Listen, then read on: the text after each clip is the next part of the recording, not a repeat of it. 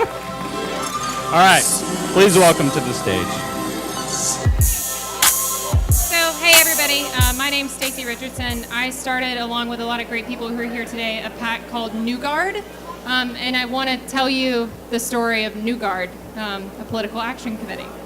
So when we think of PACs, we think of old guys in big cities making lots of money, and who can blame you? Super PACs spent $300 million in opposition ads alone in 2012. No wonder PACs have a bad name. But what's important is that these are the images in our head when we think of being political. But I want to show you some more political people. These are my friends, and we have one thing in common with the Koch brothers, and that's that we started a PAC.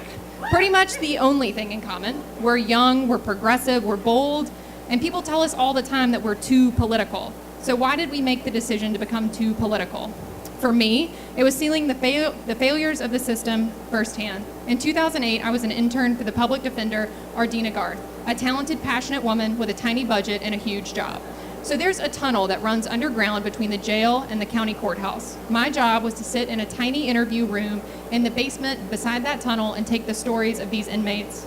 But I didn't really hear anything shocking or outrageous, but I did find myself asking, what the hell am I doing here? These people are waiting for justice, and they're getting me, a 20-year-old girl, not even trusted with alcohol, but being trusted by the justice system to take the stories of these men and women. And that's a failure of the system. In another job, I did focus groups with young moms who spent hours frantically looking for childcare for their kids who had autism, the desperation and exhaustion evident on their faces. Meanwhile, the state legislature spent their time steadily slicing the amount of funding available for mental health services in Tennessee. Another clear and evident failure of the system. But I realized something else. The system didn't look like those people, it looked like these people. And it looked like these guys, old and white and male.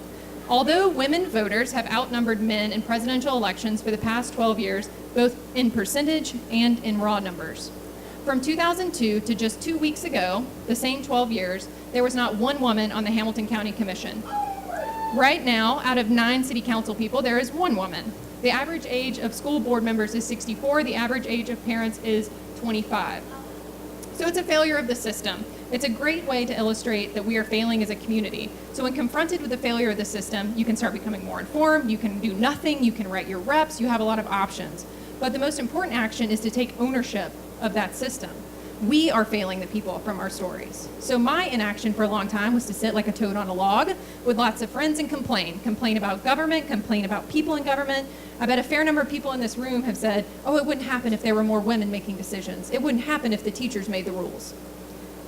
So me and my complaining friends started to look at why there weren't more diverse people running for office, what the barriers of office really were. We talked to people who were potential candidates with good values and interest in serving. So research shows that women are just as likely to win when they run as men, but women are way less likely to break through that glass ceiling, mainly for 2 reasons. 1, they don't think they're good enough, even if they're equally qualified. And 2, they are way less likely to be encouraged to run. But we also talked to lots of people who said that politics is just scary. They'd never been exposed to a campaign. They don't know where government buildings were, let alone how the whole system worked, from trash pickup to food stamps, and they certainly couldn't imagine themselves running the show. So from this knowledge, New Guard was born. It's a PAC that doesn't spend millions of dollars. After all, the idea that you need millions of dollars to start something called a political action committee should be forever destroyed. So we started a PAC that would work to take down not only unresponsive politicians who hold power, but also the notions about who can be considered a political action committee.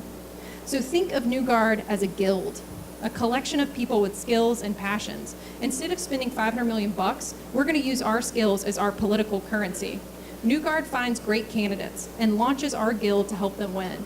2 birds with 1 stone, more people with political skill and great candidates who are winning races.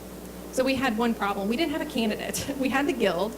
But then we heard about this young, passionate social worker in School Board District 5, Richardson Mosley, proud graduate of public school, Woodmore Elementary.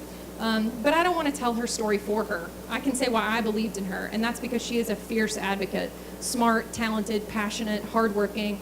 And the first thing she's going to fight for is greater transparency, because like New Guard, she believes you can't fight for better decisions if they're all made in a back room somewhere. But I want to be up front. Caritza was a great candidate before we ever found her. What we did was give her 21st century campaigning tools to build a bigger microphone. She was in a tough race against a Tea Party-backed candidate and won by 300 votes. We helped her learn We hooked her up with communications professionals, community leaders, legal eagles. But New Guard learned so much more from her than she learned from us. We just helped her build a campaign that was meant to build other candidates. And Caritza is going to make schools better, I have no doubt. She will listen to great ideas. She will be upfront about what is possible, but above all, she will fight for the kids in District 5. So one of the reasons that New Guard is able to make a big difference is because technology and data have leveled the playing field. We can work smart and hard to fight big money. So take this voter, for instance. She's an animal rights advocate. We know where she works, who her friends are, what type of communication she responds to. Using this data and this technology is how we can build a larger microphone for smaller groups of people, which is why these political kids need your help.